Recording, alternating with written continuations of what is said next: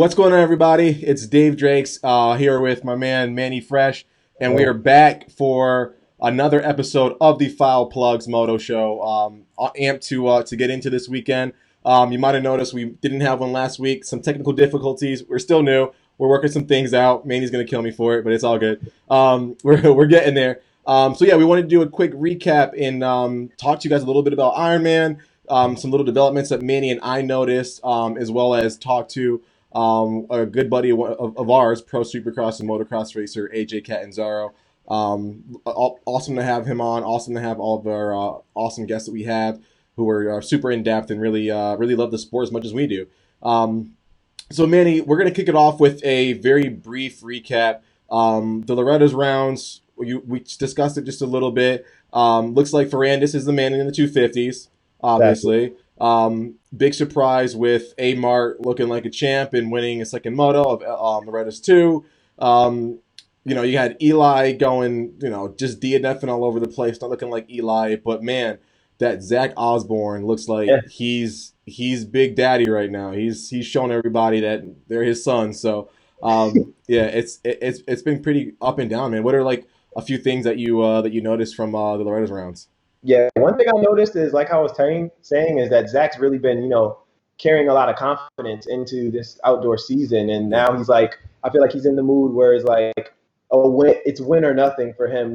He's not satisfied with, with anything less than winning at this point. And I think that's really good to see him, carry that confidence now. He knows he can win. He has the speed. And it's just a matter of, putting everything together for him at this point.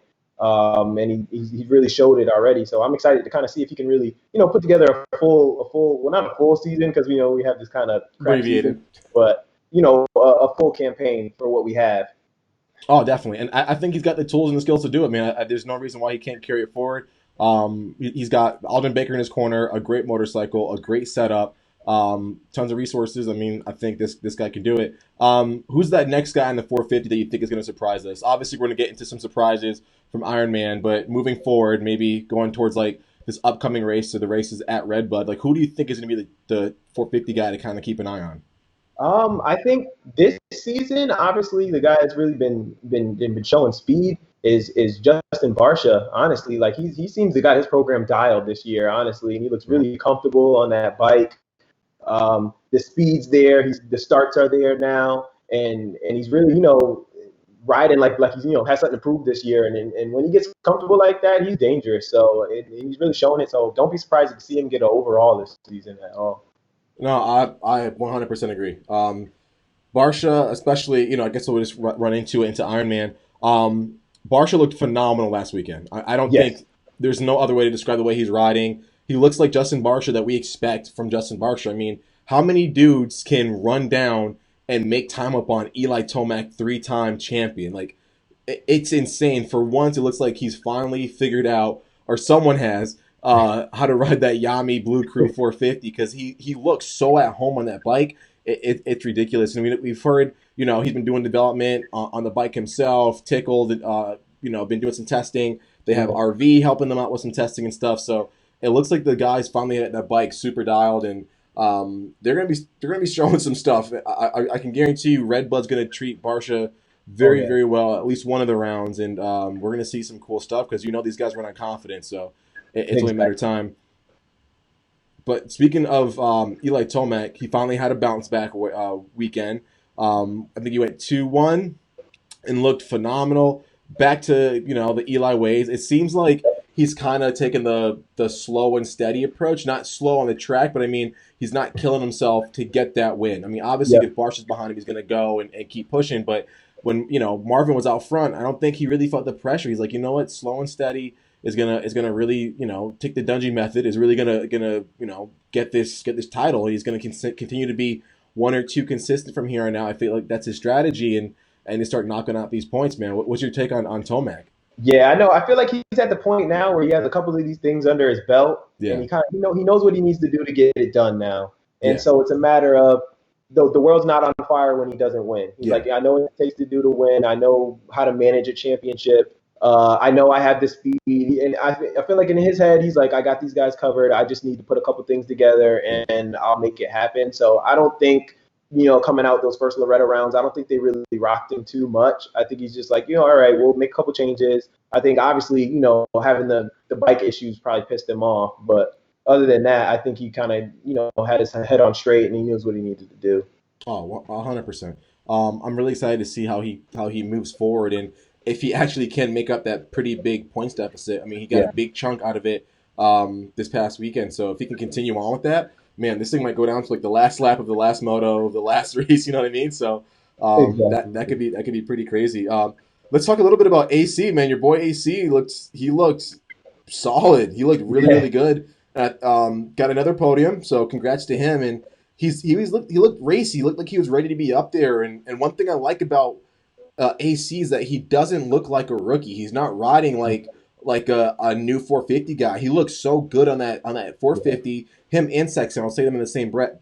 Yeah. Both those guys look like they know how to ride these bikes. They look super comfortable and they're flowing. They're not letting the more established guys push them around. They're not afraid to battle. I really like what AC has. In your opinion, what do you think AC needs to do to get to that next little bit of that next gear, that next little bit of speed, or even put together a solid two moto performance to get the overall or a win? What do you think is missing for AC? I think AC, honestly, like kind of like how we touched on before. I mean, he doesn't look like a rookie out there, and also I think a lot of it attributes to him having that well Supercross season, and we kind of just in comparison to Chase Sexton, we already are comfortable seeing him on the 450. Yeah. They both look very comfortable on the bike. Their bodies fitted really well in their riding style, so that also looks really good. As far as AC, I think the biggest change we started to see it this week is that he was comfortable, and we all know that he has the blazing speed. Obviously, like he can put a fast lap down, and it's just a matter of putting two consistent motos down. And I think he really focused on that this week, as opposed to getting out there and just trying to win and crashing in the midst of trying to get up front. Yeah. Because I think, and that'll come, and he's already showing that he's adapting to it pretty quickly, honestly. And so I think that's one thing that he's kind of really reeling his head in now is that, okay, like, I can't throw the whole day away or the whole weekend away by just, crashing in one moto, trying to get up there and get a win. I agree. I think it's only a matter of time for AC. I think we all feel that way. And if there's one person that looks like they're really enjoying riding their motorcycle and that they really works well underneath them, it's going to be AC. So super cool to see that. I want to bring up Sexton a little bit. It looks like he's closer. I think he's just a tick behind like a person like an AC in terms of the consistent motos back to back. Maybe just showing just a little bit of rookiness in that regard, just with the consistency in both motos. But dude, solid, man, super solid. Results wise, they're pretty consistent results. It's just the amount of like upfront battling that you see, or the really good starts that leads to some of those battles that we're kind of missing. Do you think Sexton nails a moto win by the end of this season, or are we gonna have to wait till next season for it? I don't know if I give him a moto win. I think he'll definitely he'll get like a second. I think this year. I think he can get up there. He gets a start, and he has the speed to run up there and get like a second. I just don't know if he has the late in the race, like because we saw it sometimes with AC. They get up there, they have the blazing speed. You think they're gonna win the moto or something like that, and later in the race something goes on, or they get a little bit of pressure, and they don't really hold off. And so I think we'll see that. I think we'll see him lead some laps, I think, this season.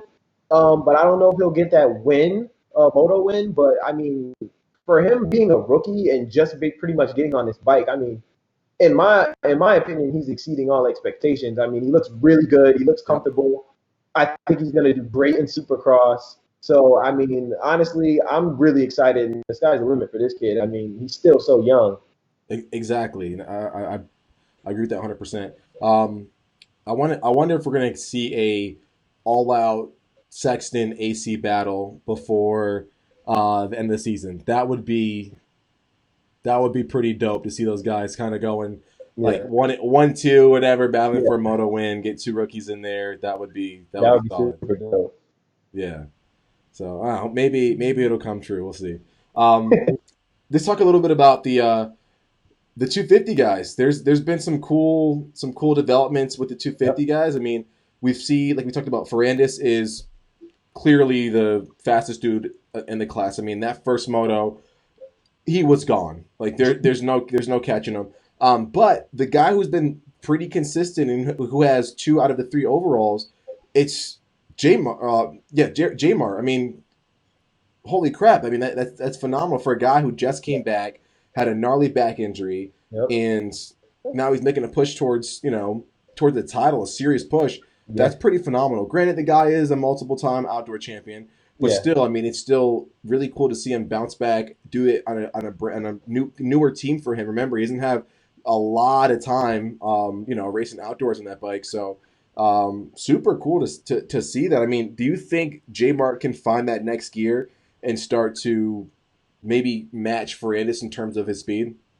I think J Mart is. Obviously, he's fast. He's a proven champion, so he's really, he's getting out there and he's letting people know, put some respect on my name. Like I still got it, and I have this speed, but I think he's trying to race himself into figuring out that Ferrandis pace. I think now, obviously, I think now he's just really he knows he can manage it from a consistency standpoint, and that's kind of how he's kind of holding on. Yeah. But I think he's still trying to figure out kind of how to unlock if he has that Ferrandis raw pace in him and if he can hold on to it for a full moto, even if he does find it. Because Ferrandis is just hands down the fastest guy on a 250 in the world. Like, he looks unreal on that bike. Exactly. I mean, it's going to take a lot for those guys to almost like dethrone him at this point, because he's pretty much like an odds-on favorite right now. Just by the way he's riding. He's riding so good. I'm really impressed. One thing that I'm kind of sour about is the way that the Lawrence brothers, and I'll throw in McAdoo in that one, not riding like the way we thought they were going to ride. McAdoo, I thought for sure was a top 3, top 4 threat, consistent week in, week out, just being up front, being the thorn in the side of these guys. And we really haven't seen him do it, man. He's almost making like rookie mistakes, like going, off the track, rushing into a rutted corner this past weekend, and inconsistent starts and stuff like that. I thought for sure he would be that guy up there, because we know he's got the speed. He showed it the later half of Supercross. He put the time in, the training in. We've had time off so that he can go back and start to start testing for outdoors a little early. And I don't know, man. We haven't seen it. We haven't seen the McAdoo that we want to. So it's a little bit of a bummer. And the Lawrence brothers fall into that same category, man. I mean, Jet had a fairly decent moto this past weekend, but still, I mean, you figure he would be a title contender or at least a top 5 contender every single race, and it doesn't seem like that's the case right now, which is, it sucks, man. We want to see more parity, more people up there in the podium, and it's just like, bro, what are you doing, man? Come on. Yeah, I think coming off the speed that he showed in Supercross, I think everybody really had high hopes, once he healed up coming back for this outdoor season. Just really kind of see Jet as a real contender. Everybody's like, he has this raw speed. He had all this hype coming up with him, and I think just him and his brother, to be honest, like they kind of just were a little just underwhelming right now. So I think Jet is still new, but Hunter's a little more established than Jet, and I don't know if Geico's really too happy with the results that he's giving them right now. I mean, obviously they still can turn it around for the season. I do think Jet will get up there and battle for a podium this year. But I don't really know if he's going to be in contention for a win or something like that this season with what I've seen so far. Yeah, man, I gotta agree. Sadly, but they got to show a little bit more consistency, a little bit more, raciness, I guess, to be able to, to say they're going to be at that next level. Which, I mean, hopefully all these guys prove us wrong, right? That would be probably preferable. So. Yeah, no, I think a lot happened, and this is probably one of the most fun races to watch. Both motos of both classes. I don't think we've seen that in quite a while. Even some of the Redders rounds, I was like, oh, okay, I know what's going to happen. They're in the mud, whatever. This race had me like, I was like glued watching the whole thing. You know what I mean? Exactly. It drew me in, and I got super excited. So we're going to get to our guest and find out what he thought about their race. We've got a very special guest on with us today. Pretty amped to have him on. It's Mr. AJ Cadenzaro. AJ, doing the pageant wave. What's going on, man? What's up, guys? Yeah, me and Manny were amped to get you on here. We wanted to pick your brain a little bit. We were going back and forth in group chat this week and talking about Ironman and what an amazing race it was. And we wanted to get you, a professional Supercross and Motocross racer's perspective on some things that you noticed, some things that stood out to you, how you thought the racing broken down. Just wanted to kind of get like an inside racer's perspective, man. So walk us through your thoughts on the weekend. It looked sweet. I mean, time qualifying and practice looked terrible. I definitely don't miss the days of that. Like, to have to do a fast lap in Supercross is scary, and it's one thing, but the track is usually halfway decent. Yeah. And sometimes the track that you have to deal with in outdoors, I say sometimes, most of the time in time qualifying, it is so deep and muddy, and it's just like anybody's game on who can go fast. And when you're kind of right there on the tail end of that top 30 to what, like when you're on the cushion or on the bubble, I used to hate that. But in the motos, looked awesome. Yep. Ruts looked sweet. Jumps looked fun. Like that I think would have been probably my type of track. Yeah, definitely an AJ Cadenzaro tracks. One thing that I like about Ironman is that it almost looks like an MX versus ATV type of track where it's like humongous booters, big like elevation, top to bottom, like unbelievably big. Yeah. There's a couple of them where you're watching, you're like, I can't believe the jump is in the middle of a race. Like the one where the Godzilla or whatever they call it, where they're going up and up and up. And they just launch it. And then the one where they turn around and jump back down, it's like, holy crap. So the jumping back down, that one kind of gets me a little nervous because that's a pretty steep face. For anyone who's never been to Ironman, that jump face down is gnarly. It's pretty steep. And it's a long way to float down too. Yeah. So have you raced Ironman before? No, I've never been there. Okay, I wanted to get your 2 cents on. It's been one of those tracks where I wasn't really interested, but this year it looked fun.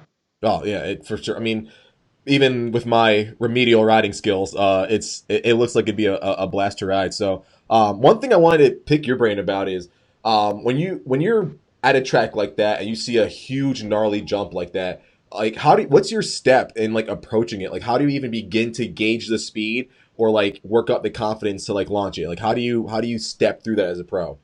So the scary thing about most of those jumps, even though they're tabletops, they're massively blind. So especially the one that's just going up the hill for like endless amounts of time. Yeah.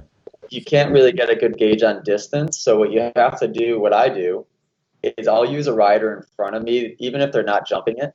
It usually helps if they're jumping it. I'll spot their head when they get close to the landing, and I can see them go down the landing. Yeah. And then when I can spot their head, I can gauge the distance, and then I know how fast to go. As long as I can spot the landing or something close to the landing, I always know how fast to go. Like in Supercross, if I'm at the practice track, I'm scared to do the Supercross triple sometimes, I'll just have somebody stand on the landing and like raise their hand in the air so I can see their hand. Okay. And as long as I can see how far I need to go, I'm really good at gauging my distance that way. Huh, that's an interesting take on it. It's it's a good tip that anyone could probably use too. So like create space. You don't have to follow the guy because I'm not gauging off their speed because I don't need to gauge off somebody's speed, but I can just use their head or whatever I can see as kind of like my spotter. Oh, makes sense. Or a flagging tower or a flagger, or if you can see somebody close to the landing to get an idea. Because otherwise you're just really guessing. Yeah, just sending it into blindly, which we don't recommend anyone does at home. So yeah, going back to Ironman, we saw some pretty awesome racing in the 250s, awesome racing in the 450s. Give us like 3 things from each class as you change backgrounds. To 3 things from each class that stood out to you from this past weekend. Well, Randus, were you asking Manny or asking me? Asking you. Manny, feel free to chime in as well. 250, I would say it's probably pretty clear at this point that Ferrandis is the fastest 250 guy in the world. Agreed. Yeah. Unreal. I mean, his just raw speed is crazy. Agreed. And it's pretty under control too. Like it doesn't look like he's out of control. He's just attacking every inch of that track.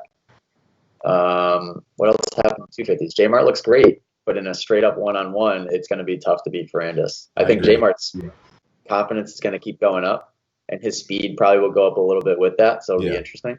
Yep. What else do we have? I don't know who finished where. Who got third? Hartranft. Oh, yeah, Hartranft. Yeah, he looked good. Yeah. Yeah, it was good to see KTM him up there, honestly, this week. He was exactly. Up in both motos too, right? Yeah. And I think he was one of Manny's sleeper picks too, if I'm not mistaken. Manny, you were talking about him a little bit preseason, and as somebody that can make a run at it. So yeah, hats off to you on that one, because I didn't see it coming. So it's definitely good to see a KTM sort of make a resurgence up to the front. So yeah, hopefully him and A-Mark can kind of ride this wave of like the last couple of rounds being so good for them, and we can see some more parity in the 250 class. That'd be great. Obviously, Ferrandis I feel like is a little bit head and shoulders above the competition when it comes to racecraft, speed, and just dissecting the track. But yeah, it's going to be really interesting to see if those guys can get their confidence up, get that ball rolling, and start making a push towards the front. Yeah, I think the top two at this point, it's going to be pretty easy to guess somewhat. But after that, it's anybody's guess. I mean, from third to ninth, from third to 12th, like it's pretty much a toss-up. Like Jet Lawrence has been fast when he's up there. There's been guys that have been fast when they're up there. Yeah. A-Mark's been really fast when he's up there. But then when he gets buried in 8th or 9th, he kind of stays in 8th or 9th. So, No. And then 450 was a fun one to watch. Second moto 450. Yeah. Yeah. I'm going with my top thing from that race being Justin Barcia, man. It's so good to see Barcia back, and he brought, like, I was talking to Brad on the Big MX radio podcast about how watching Barcia ride this past weekend like made me feel like a 12-year-old when I used to watch the races. Like watching it, I was like, oh my god, excited. Like, yeah, like I was so amped. So it's like I was like 12-year-old Dave in a KX80 again, just like, you know, like watching the race, and just it was so awesome to see him like back where we expect Barcia to be. It's like, and giving it to a guy who's like arguably the fastest 450 guy we've had in a while. It was awesome. I love seeing it. That whole sequence was sick. Like I think the corner before that, Tomek made a pass. Yeah. And then he jumped down the hill, and when he jumped down the hill, he did this cool like whip, and his foot came off, and I'm like, oh, sick. AJ, so walk us through the second thing that you noticed or that you wanted to highlight from the 450s. I mean, Sexton's been looking good, and he's one of those where like I'm always really picky about technique and watching what these guys are up to on the bike.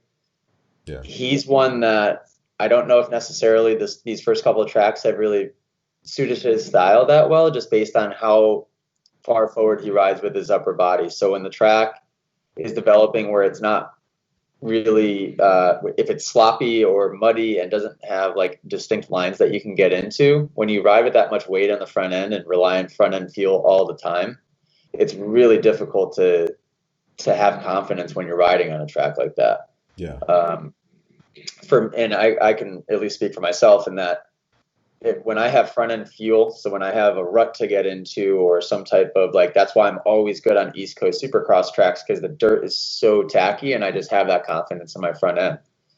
And you can see Sexton struggle a little bit with that when it's sloppy. So I'd be curious, you know, I would imagine that, what are the tracks coming up? We have like Redbud. Yeah, Redbud twice. Yep, we got Redbud going twice. Then I believe we have Spring Creek coming up. We've got Paula, Colorado. I think when it's not muddy conditions, those tracks will suit his style a little bit better. Yeah. I think this weekend in the races probably was suiting his style decent, but in time qualifying, he's got to be like, what the hell, man? Because you can see it. He rides really upright. He rides really far over the bike with his upper body. And yeah. You've seen a couple crashes caused from that. Yeah. Like at Loretta's, he washed the front end, and that was his riding style is pretty much perfect. But if you compare him to, shoot, now I'm blanking on the names here, like an Zach Osborne, like a Tomek, like a Villapoto, like the guys that would just completely like rely on even a Barcia steering the bike with the rear end and riding with the weight shifted back a little bit more. Yeah. They don't care what the front end feel is like, or if they're in a line, if they're not, if it's muddy, if it's not. that's the benefit of riding that way. Yeah. Where Sexton's good because he is so precise. So I think especially when it comes to 450 time in Supercross, I think Sexton's going to be like a threat big time. I think so too. And he kind of reminds me of like, I don't know if you remember the shots of like Davey when he was like just coming onto the scene. He would ride over the front end. I think it's like the taller body shape or whatever. Like he would be very front end focused on that Suzuki, like back in the day. So it kind of reminds me a little bit of that in a way. Yeah, I mean, even like Benny Bloss rides that way. Yeah. Yeah. I think it's really the perfect. It's pretty much the perfect way to be riding as far from a consistency standpoint. But like I said, the benefit of riding and steering with the rear is that it doesn't really matter what conditions you're in. If you're strong and if you're confident, like you can kind of just bulldoze your way through stuff, which is what you see a guy like Tomek do, where he's got technique 100%. Great. He's got good technique, but he can just ride over anything and ride through anything. I agree. I want to see Manny ride now. Manny's been getting pretty fast, so I want to see if he's like, since he's taller, if he is over the front end like all the other fast dudes. So we're gonna have to take a trip out and see Manny whip it around on the Blue Crew. Manny? Yeah, I've been riding a lot down here in Houston now. And what tracks do you have nearby? Well, there's Cycle Ranch not too far from me. There's Three Palms, a track not too far from me. Rio Bravo. So there's like 4 or 5 tracks within an hour from me. Oh, really? Within an hour? Yeah, nice. Must be nice, man. Damn. That's awesome. Quick shout out to the guys at Maxxis. They're the ones presenting and bringing you AJ Cadenzaro today. And one thing that AJ Cadenzaro knows is that Maxxis tires provides incredible traction, awesome wear, and it's trusted by top Supercross riders like AJ Cadenzaro and Alex Ray. AJ, what is your experience with the Maxxis ST tire throughout Supercross and outdoors? How do you like it? Is that what they sent you? I was going to ask, did they send you an ST? Yeah, yep. Yeah, I love it, and they actually even sent me some. Are they the SMs? They're like the Woods version, or they're not like the race version of the tire. Yeah. And to be honest with you, I couldn't even really notice the difference between that and that one was such a long-lasting tire that like I was like, shoot, this kind of makes for a good practice tire, you know. Yeah. But I rode another brand my entire life, so I was a little skeptical to change, like I told people. But once I did, the Maxxis is a good tire, and they've proved themselves this year with I got a couple fast guys using them, and I think once people are a bit more open-minded to the switch and they realize how good those things are, that everyone will be on them. Exactly, and being like a normal racer myself, not a professional by any means of the word. I like the fact that it lasts a while, man. Like noticing like your bike this past Supercross season, like you guys weren't burning through tires like all the other teams that didn't use Maxxis. You get like Maxxis seemed like it hooked up well for you guys in a variety of dirt. And also like I didn't see Mac or Jason having to freaking get the spoons out and start swapping tires back and forth, which is I'm sure great for the team too. You know, having a tire that you not only can you trust to hook up in a variety of conditions, but also when that lasts a while. That's awesome to me. Yeah, and coming from a guy that relies on front end traction, like I was talking about, the front end feel on the front tire is great. Yeah, and that's usually where I'm most picky. So the rear, it's like I can't really notice those subtle differences. In the front, I can. Yeah, and I'm a big fan of that front tire. Yeah, I'm really looking forward to. Tires are a bonus.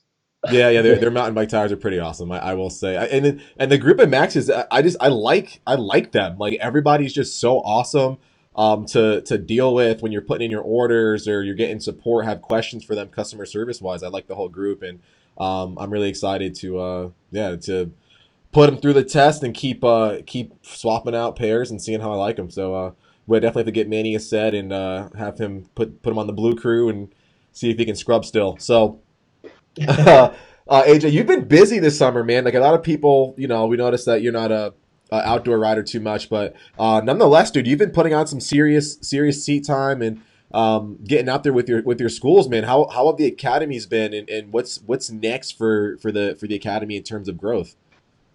I was so nervous with this whole COVID thing going on, and when it first started happening, I'm sure as everyone was. really uncertain as to, you would imagine that when people begin to start to struggle with money, the first thing they're cutting out are the fun little things like motocross and boats and all the extra stuff that aren't really necessities. But man, I've been more busy than I've ever been. And the academy has been on an upward trend. I mean, every year it gets a little bit bigger, not even a little bit, a lot bigger. Easier for me to sell out classes, and to the point where they're selling out, and sometimes, 2 or 3 hours, and then I have to book a day 2, which is super cool. And this year's been no different. It's been pretty awesome. I mean, the only thing that's been limited is the traveling's been a little weird. I was limited on travel for a while, but then that worked out well anyway, because my home track Tomahawk got one of the super regionals this year for Loretta's. Yeah. So everybody and their brother wanted training at Tomahawk. So I just ended up training there from 8 a.m. to 6 or 7 p.m. some nights. Wow. 4, 5, 6 days a week for the entire month of May and June. Wow. So I definitely worked like a slave for those couple months. That was pretty brutal. Yeah. Well, I mean, it's good though. I mean, great for the academy, great for the students. I'm sure they were pumped to have, AJ Cadenzaro available to help them on a track that they're going to be racing. I'm sure it was huge for them. Think about that. Yeah. Think about I was even thinking of myself, back in the day, I would show up to a regional, either never having seen the track in my life, or maybe ridden it once or twice. And it's a high pressure race. You have a 3 moto format. Yeah. Pretty much all the best guys in the country showing up. Yep. And you're attacking a track that you're not familiar with. So these guys got to ride the exact track that they would race on, which, first of all, just to get seat time on the exact track is huge. Yes. And then have me train them on all of those sections. There was some students, there was a couple guys that hired me for 2 or 3 weeks straight. And we worked every inch of that track multiple times. So we would make our way around the track each day. We would work this section for an hour, move to the next corner, move to the next corner. By the end of the 2 weeks, we had worked the whole track twice over. That's like cheating. Those kids knew exact, and I was telling them little cheater lines, and they would get to ride the track when it was super rough. They'd get to ride it when it was smooth. They'd get to ride it when it was muddy. So they experienced it in every different condition. I was just jealous thinking about how much of an advantage they had on everybody. Thinking back to myself of how I would just show up and kind of figure it out. And these guys just that takes a lot of pressure off. So it was pretty cool to be able to provide that and to have access to the track all the time. Oh, 100%. I could have used that for the 2008 area qualifier, the Mod 250B, which I don't know why I entered that race, but I could have definitely used the AJ Cat Academy for that one. I definitely don't miss recanting that race.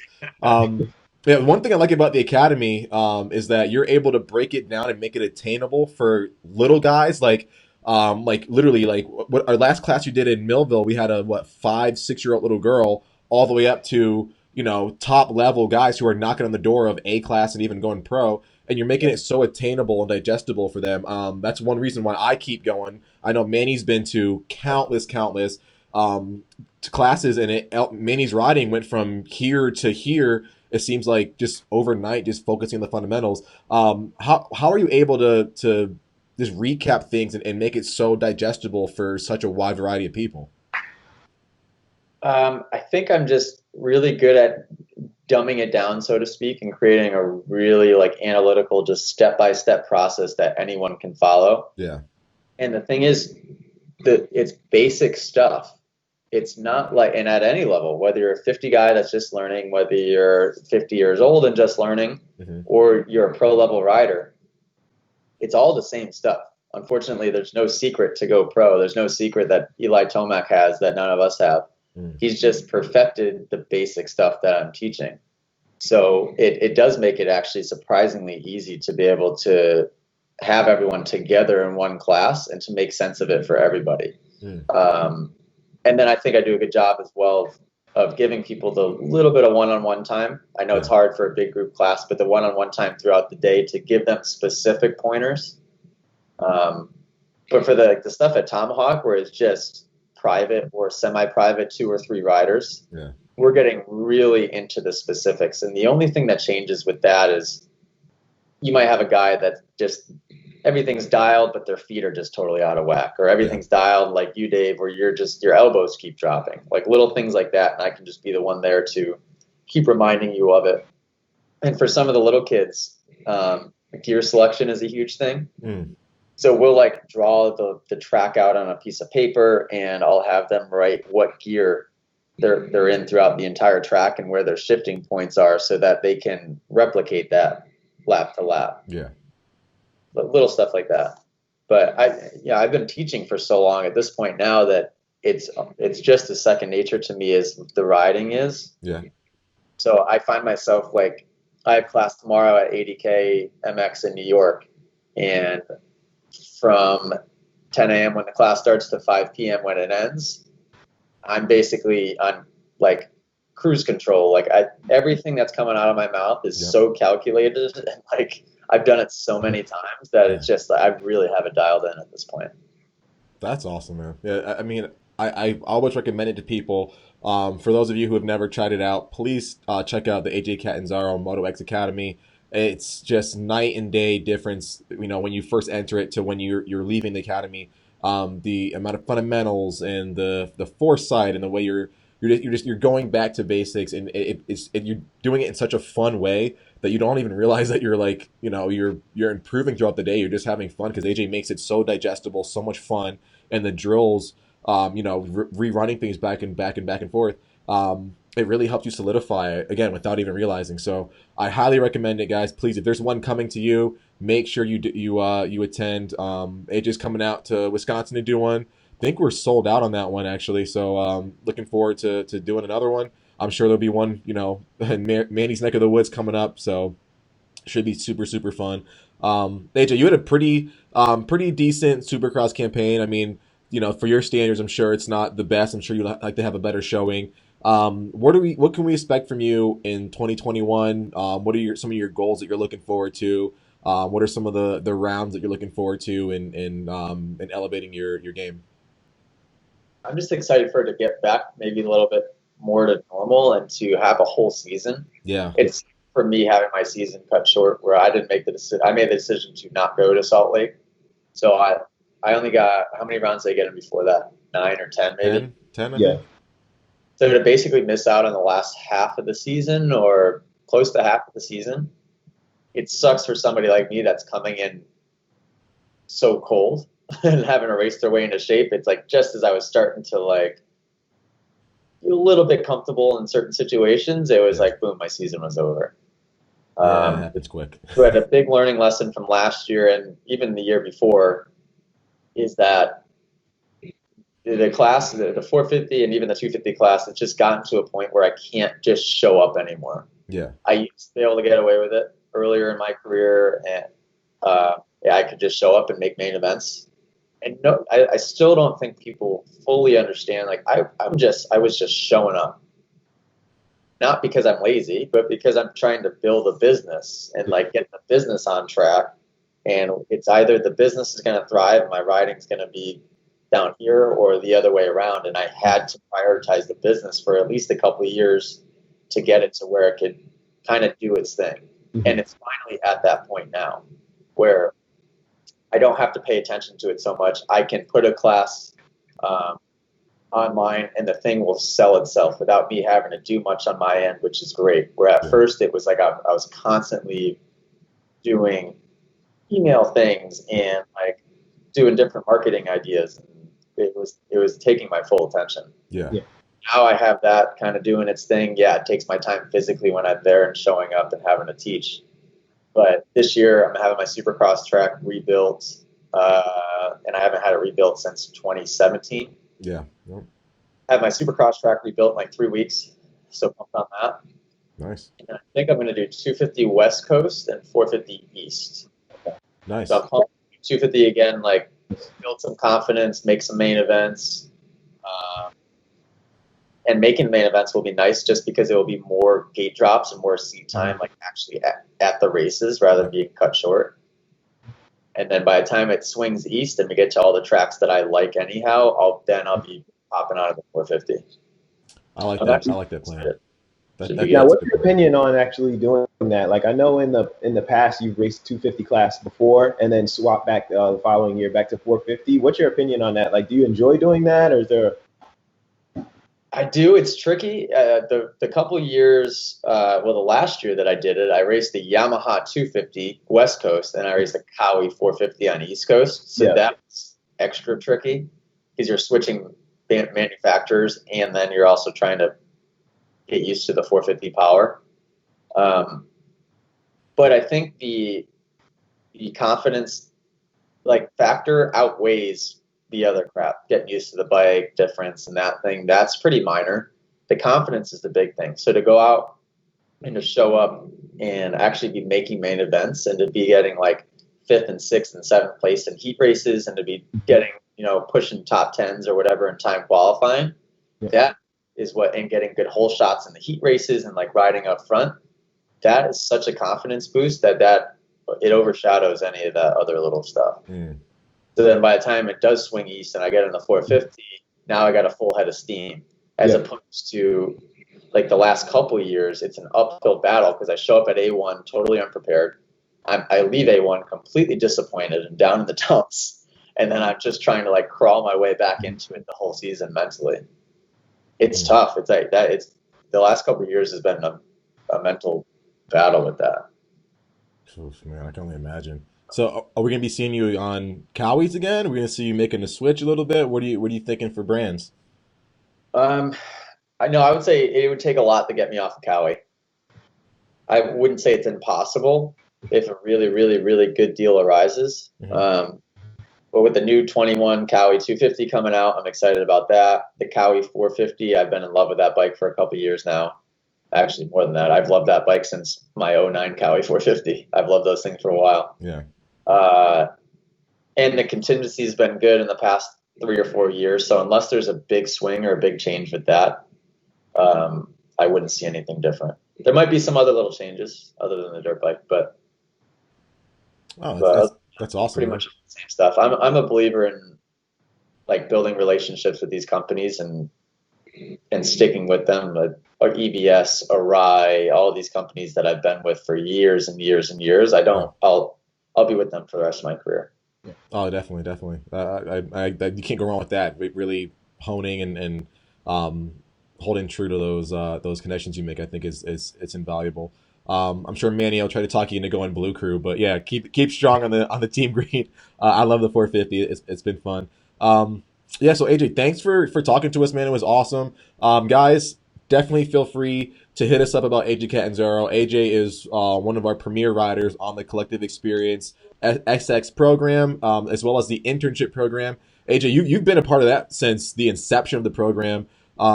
Really enjoy having you on there. The fans absolutely love having you as someone that they can like hang around. Before I let you go, what has been one of your favorite moments from joining the Collective Experience program? Yeah, I was always kind of the test dummy or the guinea pig with that a little bit. I've enjoyed every step of the way. It's just getting to see the reaction of, I think my favorite part, honestly, and this is a little detail, but it has been when we go down to the line and we're kind of like just behind the starting gate when time qualifying is going on, and you have all of the top guys just kind of standing there and chatting with each other and watching. Yeah. And to have the intern or the fan or whoever standing next to me, like right in the mix, like in on these conversations, and then to see their face, like I'll never forget the one specific moment where all of the top guys then walked away. Yeah. And it was just left with just me and him standing there. And he just looks at me with this look on his face. He goes, oh, like he let out this big exhale, like he was holding his breath the whole time all over there. So it's cool to see like how excited people get about that. Because you get used to it. Obviously, I'm racing with them. I'm sure got used to it. You've been around it enough over the past 4 years. No, yeah, I mean that's one thing that I keep forgetting is like I think the first year me and Manny were in the tunnel and we kind of looked at each other a little bit like this is incredible, like this, oh my gosh, like are you serious? Roxon's right here talking to us, but like now it's like we almost walk through and like don't even see it anymore. You know what I mean? Like last time you were at a race, man, what was that like? I don't remember. I can't remember if it was this year, but like I had to stop myself. I'm like, man, we just walked past so and so. We didn't even really like think twice about it. You know what I mean? Like you get so used to it. So when you have a fan there who like is so excited, it almost reignites your passion and like It does, yeah. snaps you back in place. Like, oh, I am doing some cool stuff. You know, this is cool. That is my hero who I had on my wall. You know what I mean? So yeah, and it's great. And the fact that you appreciate the fans that way is one of the reasons why I'm so glad to have you in the program. So yeah, guys, please hit us up if you want to hang out with AJ Cadenzaro at a race. Super fun, and we're gonna have him kicking up the internship program, hopefully for a long time to come. Yeah, thanks for joining us, AJ. We appreciate it. Best of luck to you with the schools as you're flying around. Looking forward to it. And yeah, we're gonna see you here. Probably see you in a month. So, yeah. Well, thank you, man. Appreciate the time. All right, thanks, man. All right, that was AJ Cadenzaro. Thanks, AJ, for tuning in. We're really grateful to have AJ come on and talk to us a little bit about what's going on. And guys, remember that is all brought to you by the great people at Maxxis tires. Shout out to the Maxxis ST. This thing is awesome.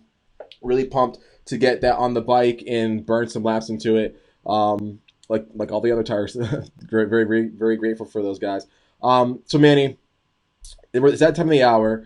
We should talk about who had the dopest kits, who had the nicest drip over this past weekend. Ironman wasn't as muddy, so we could actually see a lot of these kids.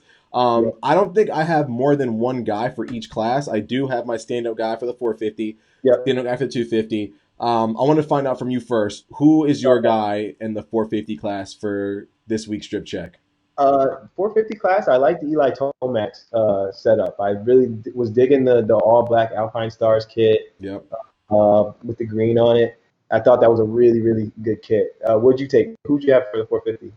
450, I had Barsha, man. Again, another A-Stars kit, but he looked solid. Everything the A-Star kit, like the fit is dope. The logo placement is dope. The colorways, the way they blow the bike, they're flashy but not too flashy. They look like just like a dope ass race kit. You know what I mean? So I dug that 100%. And I don't know if I could fit in the Alpine Star stuff. that'd be some cool memorabilia. But no, nothing fits like FXR for me. So super those guys for sure. But no, I thought it was absolutely dope. So who'd you pick for 250s? 250s. That was a tough one for me to pick. 250s. I did like J Mart's kit again. Yeah, I did. I really did like. I'm digging that. Yep. So I probably have to lean towards him. He had my eye on that. I was just like, I saw that and I was like, ooh, that's a good. That's a fresh look right there. Yeah, that was fresh. I was like, I'm not gonna lie. I'm gonna have to go with Ferrandis' kit. I like the Thor setup. Thor hasn't really been exciting me in the last couple of years with their kits. Yep. I'm not gonna lie. Used to love their older stuff. Lately, not too like the last 2 seasons, not too thrilled by it. But I don't know. Ferrandis' setup looked pretty decent. The again logo placement, maybe the fit, the cut of it, the colorways. Again, just like Barsha's setup, wasn't too flashy, but stood out and had like a really dope pattern on them. So, what's your opinion on the over the jersey chest protectors? Certain guys can pull it off. Not everybody can pull them off, dude. Most guys, if you get like the slim profile where it's like, not the big shoulder pads and stuff like that, it can look pretty flossy. But I don't know, man. Some guys wear them and it's like, bro, get a EVS, like get something that goes underneath the jersey, bro. But no, some guys they can pull them off. Ferrandis pulls his off, I think. He looks solid. That's his token thing. I'm surprised seeing Shane McElrath in it, honestly. It catches me off guard when I see him in it now. Yes, it's a little weird. A lot of the French guys, they wear them. Like Porcel wore one. Yep. He wears one. Marvin, you can tell he has something underneath. You can tell he's he's a little bit more bulky than he should be. But yeah, definitely. I don't mind the chest pros. And you can even kind of dress them up a little bit almost, you know what I mean, to make them look a little bit better with the kit. So I'm not opposed to him in the least. So yeah, I mean, I think nowadays we're starting to see some really cool kits. You can kind of mix and match and make things your own now. And I'm not hating on the Just Bros. So, Manny, going into this weekend's race at Redbud, historic Redbud, we got back-to-back Friday and Monday. Yep. Lot B is going to be crazy. You already know that. We got 2 back-to-back races over there. They're probably going to have like 1 million entries on amateur day for the 85C and 125C, all other stuff. Who is your give me 2 guys that you think are going to excel for power rankings in the 450s, 2 guys who are going to kind of flounder, maybe 2 guys who are going to, kind of be chill and not really show us anything too crazy. I think we're going to see another good showing from Justin Barcia this weekend. Yep. He's carrying a lot of momentum in speed. So I really think he's going to do well. Another guy who I think that track will actually suit well, AJ touched on it, was Chase Sexton. Yep. I think he'll do well again on that track as well. So I'm excited to kind of see what he does. I don't really know if Redbud doesn't fit anybody really kind of on the circuit who I think won't do well necessarily. Yeah. So I don't know. It's kind of hard for me to pick somebody who I think is like on a downward trend this week. I didn't see anybody really do anything this past weekend that kind of worried me. I would say I think everybody's kind of just excited to get going to some good tracks now. We have some good weather. Hopefully we have good weather. So I would say that's who I have for the 450 class. Who do you have? Mine are the same as you. I think Sexton and Barcia are gonna be some standouts. Will they be up front both motos? Hope so. But it's hard to say. But they're gonna do some have some pretty good charges, some pretty good results, and I think we can expect to see those guys at the front of the pack. 2 guys that I'm kind of like are gonna be a little underwhelming, or not underwhelming, but like pretty chill. I think we're gonna see. Another decent showing from Baggett. Nothing too crazy, nothing too bad. I think he's just going to kind of be where he is, along with Dean Wilson. And the 2 guys that I think are going to be a little bit on the flub side. I think Tickle is going to not be as ticklish, I guess, on this one. Only because I feel like this is so many guys are going to be so amped. They're going to be on like 1 million in terms of intensity and excitement and aggression because it's Redbud. We got back-to-back Redbuds, and it's going to be a little bit cooler than expected. So I think he's going to have a little bit of a tougher time. And another guy that I think we're going to have to give that nod to. I want to say Anstey again. I think Anstey's going to have a little bit of a tougher time. Not too bad, but I don't think we're going to see him inside the top 7 this next weekend. Okay. What do you think the deal is with Blake Baggett? We haven't seen him really battling up there in the front yet. I don't know, man. I feel like he's either 7th or 8th or he's winning. Like it's so hard to say because he's I don't know. He's almost like the results wise, it's almost like what we expect out of like a rookie or something in the 250. Like they're a ton of speed. Either they're winning or like you don't really hear about them or like they're crashing or doing something. Exactly. So I think as the season winds on, we might see him start to do a little bit better. But I don't expect to see anything too crazy out of him at least at this next round. Monday could be different. Friday, we'll see. Okay. So I'm looking forward to it. It's gonna be a good rounds. Definitely good rides. 250s. I'm gonna say my standouts are obviously Ferrandis. And I think Amart's going to have a pretty solid weekend on my Suzuki. I think he's going to ride the wave of some decent motos that he's had. I think we're going to see Jet up there he's tough because I know he's going to be fast. I know he's going to be up there. It's just going to be very inconsistent. So in a way, he's going to surprise us, and in another way, he's going to be like, "Oh, dude, you're not consistent, man. Come on, why aren't you, top 3 every moto?" But I do think Hartranft is going to have a pretty solid week. Nothing too crazy. And I think McAdoo is going to finally solidify himself this weekend. It's like, okay, I'm making my steps forward. I'm top 5, consistent week, and we can build on it. I think RJ has another not so stellar week. Hate to say it, but everyone else is going to be so on 1 million because it's Redbud.